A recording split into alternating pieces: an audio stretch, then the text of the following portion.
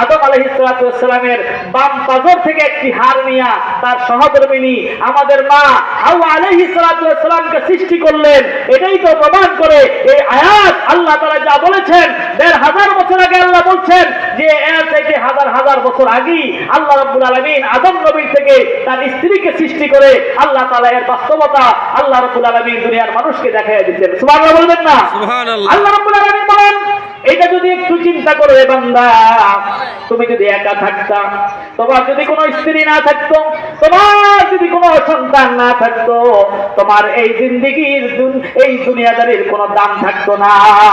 আজকে আপনার স্ত্রী আছে বিদায়, আপনার সন্তান আছে বিদায়, আপনি এই সংসারটাকে সুন্দরভাবে সাজাতে চেষ্টা করেন, চাকরি বাকরি করেন, ব্যবসা বাণিজ্য করেন, অর্থ সম্পদ যোগান দিয়া আপনার স্ত্রী এবং সন্তানদেরকে নিয়ে সুন্দরভাবে একটি ভালোবাসার সংসার আপনি তৈরি করেন। কেন করেন?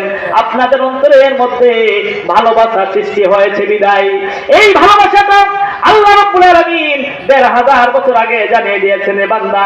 আল্লাহ রাব্বুল আলামিন বলেন, তোমরা ছিলে পৃথক, তোমাদের একজনের সঙ্গে অপরজনের তেমন সম্পর্ক ছিল না, পরিচয় ছিল না, জানতে না। তুমি তোমার স্ত্রীর ব্যাপারে কোনো জ্ঞান ছিল না। একজনের বাড়ি উত্তরবঙ্গে, আরেকজনের বাড়ি দক্ষিণবঙ্গে, এমন আছে না নাই? স্বামীর বাড়ি চিটাগাং, স্ত্রীর বাড়ি সেই ময়মনসিংহ, স্ত্রীর বাড়ি সেই রাঙ্গামাটি, স্ত্রীর বাড়ি সেই কি বলেন খুলনা, বাগেরহাট, যশোর, এমন দূরে দূরে স্বামী স্ত্রীর বাড়ি।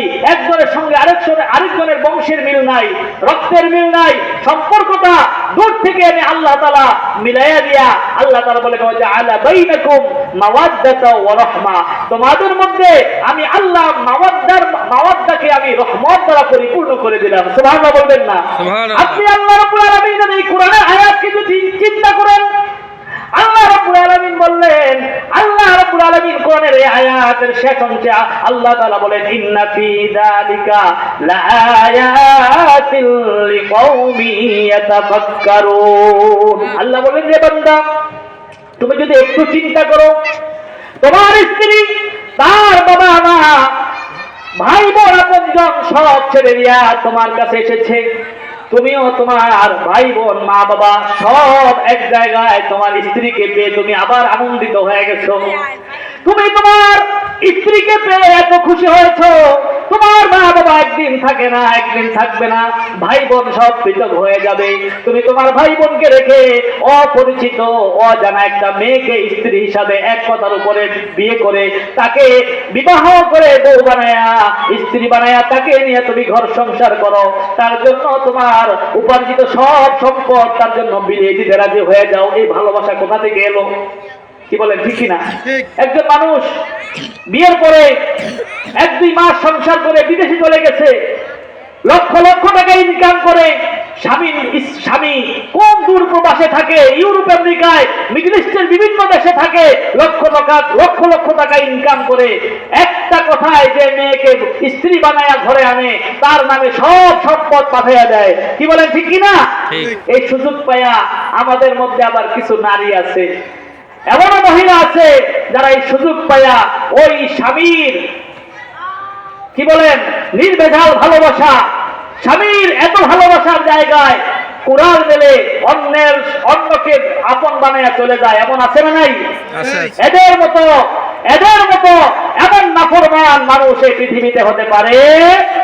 চিন্তা করে না যে আমার স্বামী একটা কথায় অপরিচিত মানুষকে আমাকে স্ত্রী বানায়া আমার সব দায়িত্ব নিল, আমার খাবারের দায়িত্ব, আমার কাপড়ের দায়িত্ব, আমার চিকিৎসার দায়িত্ব, সব দায়িত্ব নিয়ে লোকটা বিদেশে চলে গেল, মাথার গাম পায়ে ফেলে রক্তকে পানি করে টাকা উপার্জন করে আমার নামে ব্যাংকে টাকা পাঠায়। আমি তার সঙ্গে এমন জুলুমটা কেমনে করি? আমার মা বোনেরা, কোরআন আপনাকে আমাকে শিক্ষা দিয়েছেন যে এটা একটা নিদর্শন।